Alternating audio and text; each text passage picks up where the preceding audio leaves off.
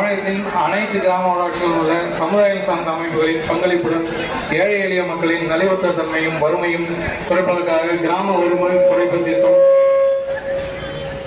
உரிமைக்கு சார்ந்த 826 மொத்த செலவினம் 1,97,22,22,000 நன்மகள் ஊராட்சியில் உள்ள அனைத்து நியாயங்களிலும் உள்ள ஏஏஒய் பயனாளிகள் பட்டியல் PHH பயனாளி பட்டியல் கிராம சபையில் பார்வைக்கு வைக்கப்பட்டு ஒப்புதல் கோரப்படும்.